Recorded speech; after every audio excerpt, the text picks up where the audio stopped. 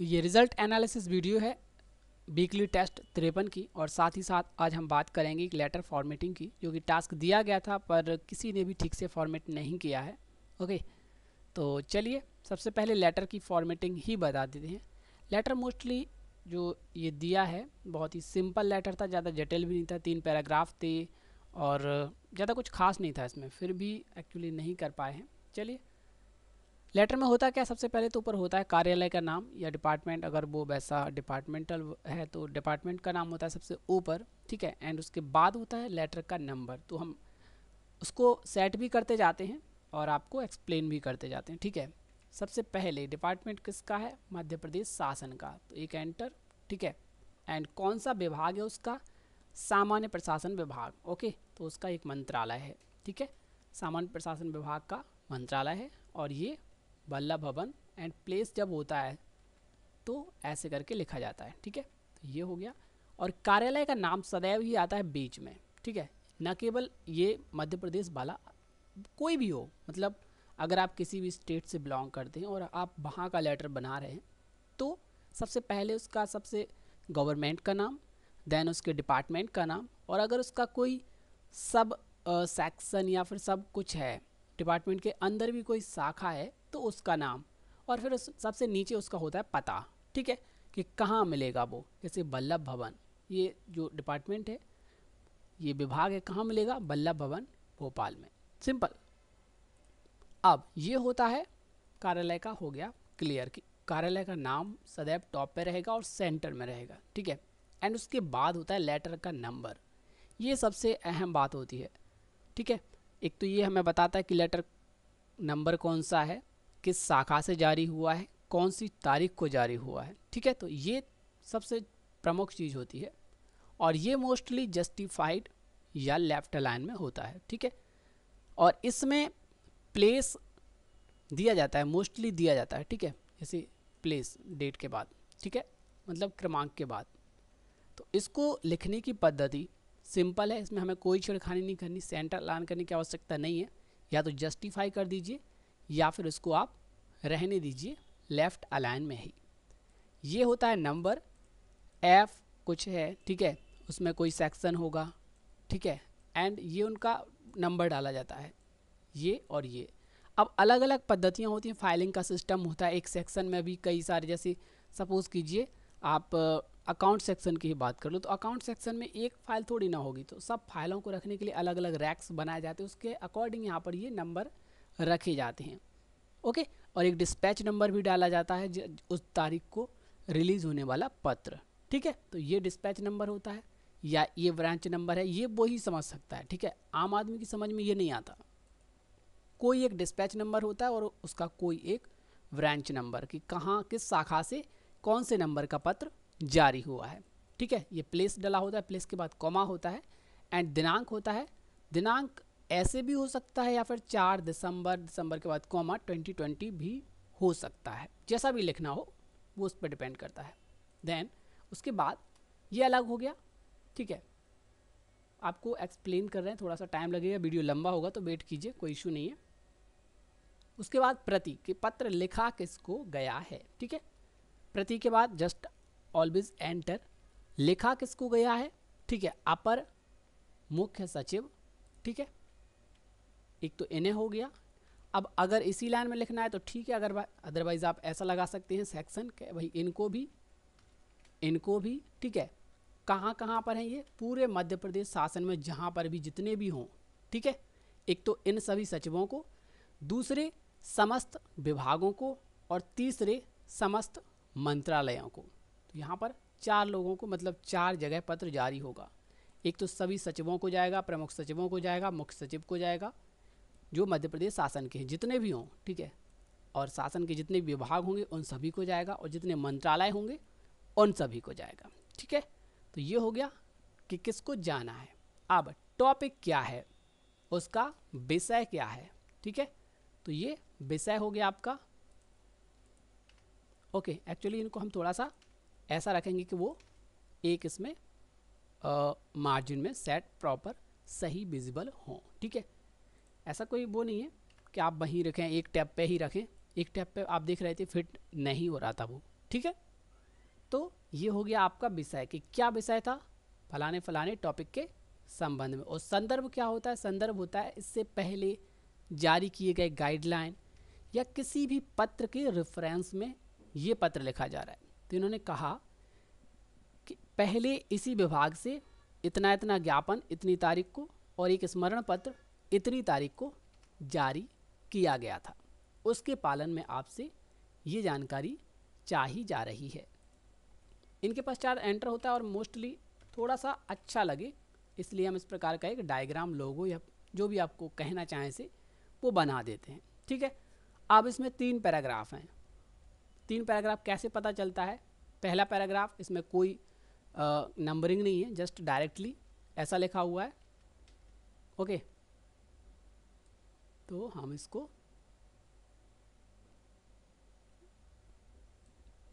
Done. दूसरा paragraph यहाँ से स्टार्ट हो रहा है। ठीक है,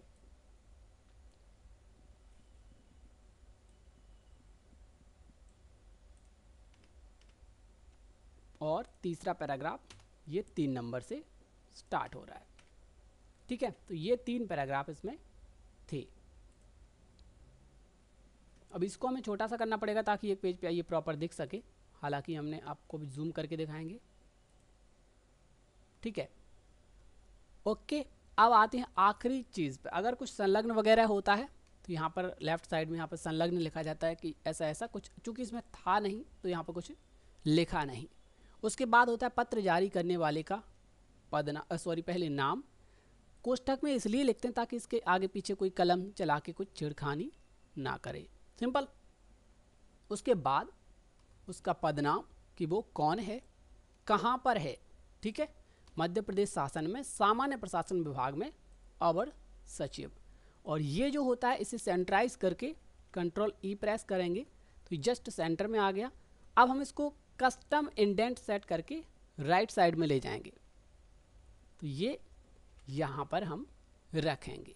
ये बन गया फॉर्मेटिंग डन। लेकिन अभी भी हम देखेंगे आपके जो पैराग्राफ हैं वो थोड़े से प्रॉपर नहीं, यहाँ पर देखो टूटे फूटे दिख रहे हैं तो इनको हम कर देंगे जस्टिफाई अलाइन में। ओके, सेम तीनों पैराग्राफ में हम जस्टिफाई अलाइन लागू कर देंगे। सिलेक्ट ऑल करके कर सकते हैं आप, लेकिन सिलेक्ट ऑल से क्या होगा कि ये सब बिगड़ जाएगा, इस वजह से केवल पैराग्राफ को आपको जस्टिफाई अलाइन में करना है, सिंपल। तो ये हो गई आपकी पूरी फॉर्मेटिंग डन। आप देखेंगे पेपर जो पत्र है वो 2 पेज में आ गया। आप चाहें तो इसे अपने अकॉर्डिंग 1 पेज में सेट कर सकते हैं, आपकी चॉइस है, ऐसी कोई बाध्यता नहीं है कि आप इसे 2 पेज में ही रखें। फॉन्ट साइज़ कम कर सकते हैं, हमने जो फॉन्ट साइज़ रखा है वो 21 है, तो जाहिर सी बात है बहुत ज़्यादा बड़ा है तो उसको हम छोटा कर देंगे, ये ऑटोमेटिकली 1 पेज में आ जाएगा। और आप चाहें तो लाइन स्पेसिंग थोड़ी सी कम कर सकते हैं, उससे भी ये 1 पेज में आ जाएगा। तो आपको करना क्या था, सिंपल था। आप ज़रा आइडेंटिफाई कीजिए सबसे पहले क्या है, डिपार्टमेंट का नाम या विभाग का नाम, कार्यालय का नाम, ये हमेशा आएगा सेंटर में। ओके, पत्र क्रमांक सदैव ही उसके नीचे आएगा, लेकिन इनके बीच में थोड़ा सा स्पेस होता है, सिंपल। यहाँ पर पत्र क्रमांक, इस तरफ दिनांक रहेगा। ओके, एंड यहाँ पर प्रति रहेगा, और प्रति के बाद हम स्पेस ऐसे छोड़ते हैं कि जो हमारा जो रिसिपेंट के नाम है और हमारा टॉपिक है वो एक ही उसमें आ सकें, सिंपल। तो ये जरूरी नहीं कि एक टैब से यहाँ आप 2 टैब भी लगा सकते हैं, आपकी चॉइस है, कोई बाध्यता नहीं ऐसी। ओके, एक आपको सही लुक देना है, पत्र को सही लुक देना है और सही जगह व्यवस्थित भी करना है। ठीक है, सारे के सारे हो गए। विषय हो गया, संदर्भ अगर कहीं लिखा है तो उसको आपको सही लिखना है। सदैव संदर्भ का मतलब होता है उसके रेफरेंस में दिए जाने वाला है, क्योंकि किसी ना किसी पत्र के रेफरेंस में ही कोई डायरेक्शन जारी होता है। पहले बोल दिया कि भाई ऐसा किया जाए, बोला है तो मौखिक निर्देश के पालन में। ठीक है, तो रेफरेंस मोस्टली होता है। ठीक है, और ये क्लियर है। उसके बाद ये जरूर लगा देते हैं हम ताकि ये थोड़ा सा हमें प्रॉपर दिखे या फिर अच्छा लगे। ठीक है, आप चाहें तो इनके बीच में थोड़ा सा स्पेस ज़्यादा रख सकते हैं, अगर आप मतलब पेज ज़्यादा है या फिर आप 3 पेज पे 2 पेज पे करते हैं मैटर, उसके अकॉर्डिंग भी रख सकते हैं। वैसे पर्याप्त स्पेस है, आप और भी जोड़ सकते हैं आफ्टर स्पेस। तो आपका ये पैराग्राफ प्रॉपर अलग अलग आपको दिख रहे हैं। हस्ताक्षर इस तरफ लिखे जाते हैं, पदनाम, और इसके पीछे मतलब हस्ताक्षर के लिए यहाँ पर थोड़ी सी हम जगह छोड़ देते हैं ताकि वो साइन कर पाए। अगर कोई छोटे साइन करता है तो ठीक है, अगर बड़े साइन करता है तो भी उसके साइन आ जाए, हमें इतनी जगह छोड़नी होती है। ओके, तो उम्मीद है आप समझ गए होंगे लेटर फॉर्मेटिंग कैसे करना है। बहुत ही सिंपल है, ज़्यादा टफ भी नहीं था। एक बहुत ही सिंपल सा लेटर भेजा गया था जो कि पता नहीं था या बताया नहीं गया पहले, इस वजह से आपको ये आइडिया नहीं था। ठीक है, तो लेटर फॉर्मेटिंग बहुत ज़्यादा ज़रूरी है। आप स्टेनो बनेंगे कल के दिन तो फिर फॉर्मेटिंग तो लेटर मतलब लेटर तो बनाना ही आपको। कहीं भी जाएं आप, डिक्टेशन मोस्टली सिर्फ कोर्ट को छोड़कर, कोर्ट ही एक ऐसा है जहाँ पर डिक्टेशन दी जाती है, अदरवाइज़ आपको सिर्फ गाइडेंस दिया जाता है कि ऐसा ऐसा कर लीजिए, और आपको करना होता है वो खुद के माइंड से। ठीक है, सो आपको एडवांस बनना पड़ेगा। आप ये उम्मीद छोड़ दीजिए कि आपको कोई गाइड करेगा। वो किस्मत की बात होती है कि आपको कोई सहायक अच्छा मिल जाए तो आपको गाइड करे, अदरवाइज़ आपको खुद अच्छा प्रॉपर बनना होता है। और आप अगर एडवांस तैयारी करके चलते हैं तो आप दूसरों को डिफीट दे सकते हैं और अपना बेहतर एक इमेज बना सकते हैं अधिकारी की नज़र में भी। ठीक है, तो ये तो हो गया सिंपल सा हमारा व्यक्तिगत सुझाव। अब ये अनिवार्य भी है, लेटर फॉर्मेटिंग बहुत ज़्यादा ज़रूरी है। ठीक है, तो जस्ट एक बार फिर से यहाँ पर ऊपर टॉपिक मतलब डिपार्टमेंट या फिर कार्यालय का नाम, पत्र का क्रमांक, और ये क्रमांक यहाँ आपको याद रखने की आवश्यकता नहीं, जब आप कहीं भी जाएंगे तो ऑटोमेटिकली आप समझने लगेंगे। ठीक है, यहाँ सबसे पहले क्रमांक F हो गया तो वहाँ पर आपके कार्यालय का आ जाता है शॉर्ट में, देन उसके बाद आपकी शाखा का नाम आ जाता है, देन उसके बाद यहाँ पर फाइल कहाँ रखी है उसमें, एंड फिर उसका डिस्पैच नंबर क्या है। ये सब बहुत इजी है तो वो समझ जाएंगे आप। ठीक है, एंड यहाँ पर इस तरफ वो डाला जाता है आपका प्लेस एंड दिनांक, किस दिनांक को पत्र जारी हो रहा है, किसको भेजा जाना है, विषय क्या विषय है, और कोई अगर वहाँ से पत्र आया है उसके रेफरेंस में आप लिख रहे हैं वो वाला है, या आपने कोई पत्र भेजा था उसके रेफरेंस में लिख रहे हैं तो वो वाला है। ठीक है, एंड यहाँ पर सबसे पहला हम यही लिखते हैं कि भाई हमारे अगर रेफरेंस दिया है तो हम ये लिखते हैं कि उपरोक्त विषय अंतर्गत जो हमने संदर्भ दिया है पत्रों का उनका आप अवलोकन करें। हमने उन पत्रों के द्वारा ऐसी ऐसी जानकारी चाही थी परंतु आपके द्वारा आज तक जानकारी दी नहीं गई है। आप तीसरा डायरेक्शन ये होता है कि भाई फटाफट से वो जानकारी हमें अवेलेबल कराएं क्योंकि हमें ऐसा ऐसा करना है। ठीक है, एंड नीचे साइन आ जाते हैं उस अधिकारी के। सबसे पहले नाम होता है जो कि कोष्ठक में लिख देते हैं, और फिर उसके बाद पदनाम।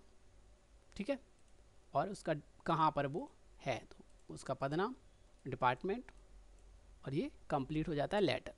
अब अगर बात करें प्रतिलिपि अगर दी जाती है तो हम नेक्स्ट में एक्सप्लेन कर देंगे। ठीक है, नेक्स्ट वाले पत्र में लिख देंगे टास्क, उसके बाद अगर आप कर पाते हैं तो अच्छी बात है, नहीं करेंगे तो फिर आपको वीडियो में एक्सप्लेन करेंगे। तो ये तो हो गया पत्र। हम बात करते हैं रिजल्ट की। ठीक है, चूँकि आज ऑलरेडी वीडियो लंबा हो चुका है तो 2 रिज़ल्ट हम एक्सप्लेन नहीं करेंगे, जस्ट कोई भी एक रिज़ल्ट एक्सप्लेन करेंगे। ओके, तो अभिषेक शर्मा स्पेशली इन्होंने कहा हुआ है तो इनका हम रिज़ल्ट चेक कर लेते हैं।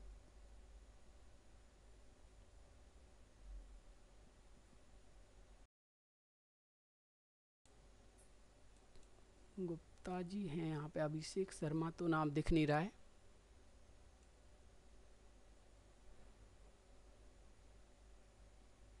चलो भावना का ही रिज़ल्ट चेक कर लेते हैं, जो नाम फिलहाल मुझे याद आ नहीं रहे जिन्होंने कहा है। ठीक है, तो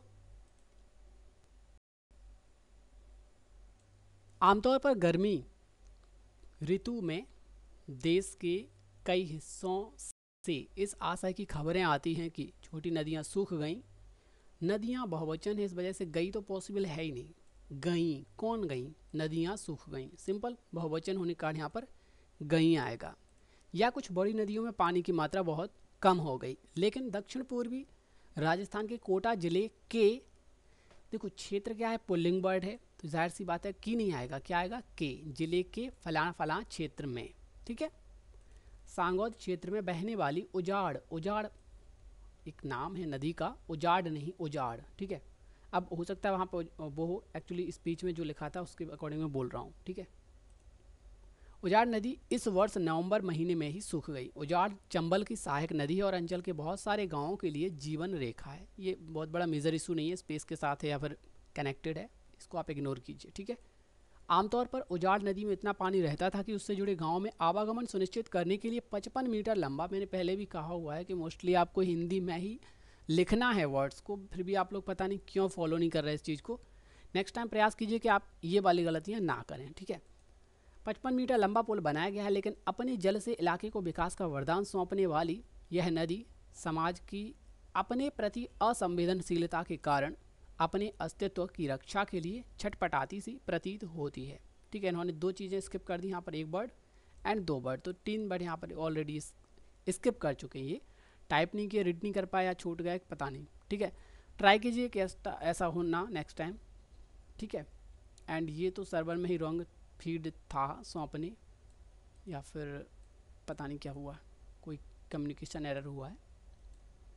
दरअसल अपने प्रति संवेदनहीनता का दंश झेल रही, दंश का मतलब होता है एक तरीके से दंड, प्रताड़ना, एक दंश कहते हैं एक तरीके से, किसी ने वैसे बिच्छू होता है उसका जो वो छेद, वो डंक, उसको दंश भी आप कह सकते हैं, सर्पदंश, विषाक्त चीज़ से एक चुभन टाइप से हो वो उससे दंश कहा जाता है, ठीक है। तो यहाँ पर हालांकि नदी को विषाक्त किया जाता है, दंश उसी को कहते हैं कि नदी का हम जल दूषित कर रहे हैं एक तरीके से, और वो प्रताड़ित है हमारे प्रदूषण के कारण, ठीक है।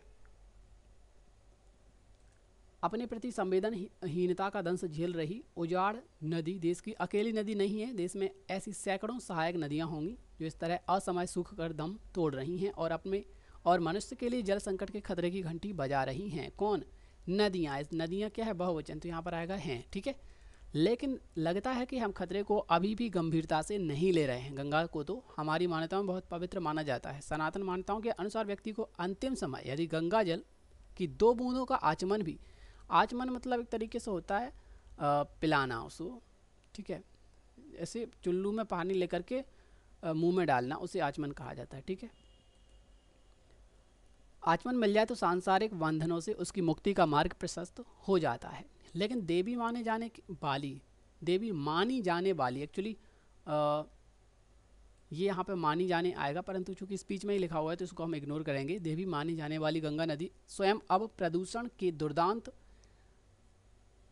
प्रतीत होते असुर से संघर्ष करने पर विवश है। प्रदूषण और प्रदूषण में क्या इशू है? कुछ नहीं है, सिंपल सी बात है कि ये जो प्रा है वो एक्चुअली शॉर्टकट के साथ बना है और उन्होंने नॉर्मली लिखा है, तो ये आप इग्नोर कर सकते हैं, सही है, इसमें कोई भी गलती नहीं है, ठीक है। दुर्दांत इन्होंने रॉन्ग लिखा है। दुर्दांत का मतलब एक तरीके से अत्याचारी, दुष्ट, ठीक है, बहुत ही ज़्यादा घातक, ठीक है। दुर्दांत प्रतीत होते असुर से संघर्ष करने पर विवश है। सदा सलिला, सलिला मतलब एक तरीके से जीवनदायिनी, या फिर यूँ कहें कि जो बहुत बहुत बेटर, अच्छी चीज़ हो, ठीक है, ठीक है। सदा सलिला कही जाने वाली चंबल नदी के पानी को भी एक परीक्षण में कई स्थानों पर पीने योग्य नहीं पाया गया है, ठीक है। कावेरी नदी 40% से अधिक अपना जल प्रवाह खो चुकी है। जल प्रवाह से मतलब एक तरीके से उसका पानी सूखता जा रहा है और उसका जो जहाँ से वो गुजरती थी वो बंद है उसके अब, ठीक है।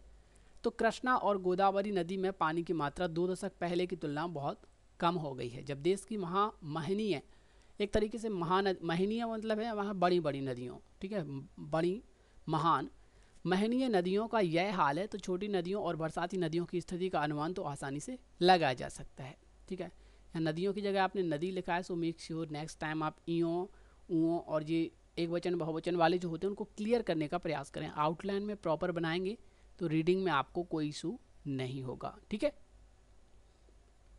यह स्थिति इसलिए चिंता पैदा करती है क्योंकि हमारी पानी की ज़रूरत का 65% से अधिक हिस्सा नदियाँ ही पूरा करती हैं। नदियों ही पूरा करती हैं। आपने कैसे फ्लो बना लिया समझ नहीं आया। अगर आप एक बार भी आगे पीछे पढ़ते इसको तो आपका ये गलती नहीं होती, ठीक है। पानी केवल पीने या रोज़मर्रा की ज़रूरतों यहाँ पर ये एक्चुअली गलत फीड है सर्वर में, रोज़मर्रा हो गया रोज़मर्रा की जगह, ठीक है। एक दूसरे में प्लेस बदल गया ये जल्दबाजी में, ठीक है। यूज़र ने बिल्कुल सही लिखा है। रोज़मर्रा की ज़रूरतों को पूरा करने या सिंचाई के काम ही नहीं आता, अपितु औद्योगिक उत्पादन में कच्चे माल के परिशोधन सहित अनेक क्रियाओं में पानी ही जरूरी होता है। ऐसे में जिन देशों को प्रकृति ने नदियों का वरदान दिया है उन्हें नदियों के अस्तित्व के प्रति संवेदनशील होने की ज़रूरत थी, लेकिन दुर्भाग्य से विकास की आपाधापी ने नदियों के प्रति हमारी संवेदनशीलता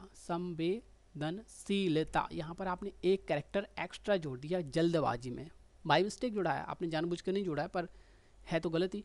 तो नेक्स्ट टाइम आप प्रयास कीजिए कि आपके जो फिंगर्स हैं वो ऑटोमेटिकली एक आध की एक्स्ट्रा ना दबाएं, क्योंकि ये मुफ्त की एरर आपकी एरर काउंट होती हैं। सिंपल। संवेदनशीलता को छीन लिया। हमने नदियों को बचाने और संरक्षित रखने के बजाय उन्हें उनके प्रवाह क्षेत्र में ही बस्तियां बनानी शुरू कर दी। क्या कर दी? बस्तियां बनाना। इस वजह से बहुवचन आएगा। यहाँ पर आपने लिख दिया दी। दी का मतलब होता है एक वचन, लेकिन आपने पढ़ा यहाँ पर प्रॉपर लिखा है बस्तियाँ, इस वजह से ये आपका रॉन्ग है, दी आएगा। स्थिति यह हो गई कि हम नदियों को देवी मानकर पूजते तो रहे नहीं होता। रहे मैंने पहले भी क्लियर कहा हुआ है कि रहे का मतलब होता है सुझाव। हाथ धोते रहें, पानी पीते रहें, ऐसा करते रहें, वैसा करते रहें। रहे का मतलब होता है अतीत में हम ऐसा करते रहे। ठीक है, यहाँ रहे नहीं आएगा। रहा एक वचन, रहे बहुवचन पर्याप्त है। रहे कोई बहुवचन नहीं होता। रहे केवल सुझाव में ही प्रयुक्त होता है। ठीक है, तो आपका ये रॉन्ग है, रहे होगा। हम नदियों को देवी मानकर पूजते तो रहे, लेकिन उनकी पवित्रता से खिलवाड़ भी करते रहे। यहाँ भी रहे नहीं आएगा। ठीक है, इसका अगर आप ये ऐसा लिखेंगे खिलवाड़ करते रहें, तो इसका मतलब है ये सुझाव दिया जा रहा है कि नदियों की पवित्रता के साथ खिलवाड़ करते रहना चाहिए। ये तो नहीं होगा ना, ये रॉन्ग है। ठीक है, रहें यहाँ पे भी नहीं आएगा। लेकिन ऐसा नहीं है कि नदियों के साथ ऐसा दुर्व्यवहार भारत में ही हुआ। अपने सीमित संसाधनों से आकाश की अतः ऊंचाई नापने की आपाधापी में विकासशील देशों ने नदियों की महत्ता को नज़रअंदाज किया है। ये तो दो तीन चीज़ें कह दी हैं। दुर्व्यवहार आपने रॉन्ग लिखा है, ये हाफ है जो कि या के ऊपर लगेगा इस प्रकार से, तो आपको ऐसा लिखना है। दूसरा रहें, जो गलती आपने की है इसे सुधार लीजिए। दूसरा ये बहुवचन को आइडेंटिफाई करने का प्रयास कीजिए कि बहुवचन है या एक वचन है। ठीक है, आपने यहाँ पर एक वचन के बजाय बहुवचन समझ, और यहाँ पर कहीं था जो आपने ये इसे एक वचन समझ लिया इस बहुवचन को। ठीक है, तो ये थोड़ा सा आपको आइडेंटिफाई करना है। बाकी आपने ठीक ठाक किया है, कोई मेजर इशू नहीं है। ऐसे हिंदी में लिखने का प्रयास कीजिए डिजिट्स को। ठीक है, अब दूसरा रिजल्ट इसको एक्सप्लेन नहीं करेंगे, जस्ट इसकी एरर्स चेक करेंगे। दक्षिण पूर्वी में डैश लगा है, कोई बड़ी बात नहीं है। ये चीज़ यहाँ पे अपने मन से जोड़ दिया है, तो अपने कलम पर नियंत्रण रखें और ये डिजिट को हिंदी में लिखने का प्रयास करें। छटपटाती सी, ये पता नहीं आपने क्या लिख दिया। छटपटाती सी कोई वर्ड ही नहीं है। छटपटाती मतलब परेशान, सी एक कर देते ना, सी का एक एग्जाम्पल सा जोड़ा जाता है। जैसे कहते हैं बुखार सा आ गया है, बुखार आ गया है वो बात अलग है, बुखार सा का मतलब संदेह सा होता है, वही चीज़ है। छटपटाती सी, ऐसा लगता है कि छटपटा रही हो, उसका मतलब सी का मतलब होता है एक तरीके से कंपेयर या फिर उसकी तरह।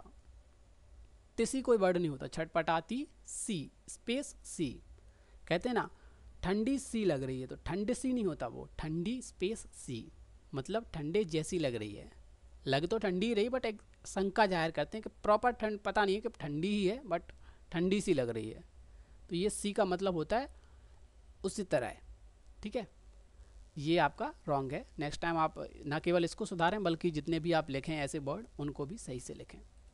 होंगी, ये कॉमा नहीं लगाया। सैकड़ों, सैकड़ों नहीं होता, सैकड़ों। ठीक है, इस पर बिंदी आएगी। सैकड़ों सहायक नदियाँ दम तोड़ रही हैं, ये दौड़ नहीं होता, ये रॉन्ग वर्ड है, पूरी डिक्शनरी में कहीं नहीं मिलेगा। दम तोड़ रही हैं। ठीक है, गंगा जल की दो बूंदें और ये दो बूंदों, इसमें कोई मेजर इशू नहीं है। आपने पहले बिंदी एंड बाद में मात्रा लगा दी है, तो ये सिर्फ हाफ एरर शो कर रहा है, यहाँ पे मेजर इशू नहीं है। आचमन होता है, आचमन नहीं होता, आचमन। ठीक है, ये आपका रॉन्ग है, बिंदी नहीं आएगी इस पर। प्रदूषण में कोई मेजर इशू नहीं है। दुर्दांत, ठीक है, आपने पहले रा बना दिया देन बाद में बिंदी लगाई, तो ये भी मेजर इशू नहीं है। ठीक है, कोई इशू नहीं है इसमें। विवश होता है, विवश नहीं होता, ये आपने रॉन्ग लिखा है। इन शब्दों को पढ़ लीजिए। विवश तो आई होप सभी जानते हो, विवश का मतलब होता है एक तरीके से वशीभूत हो जाना, बेबस हो जाना। ठीक है, मजबूर हो जाना। सलिला, सलला नहीं होता, सलेला।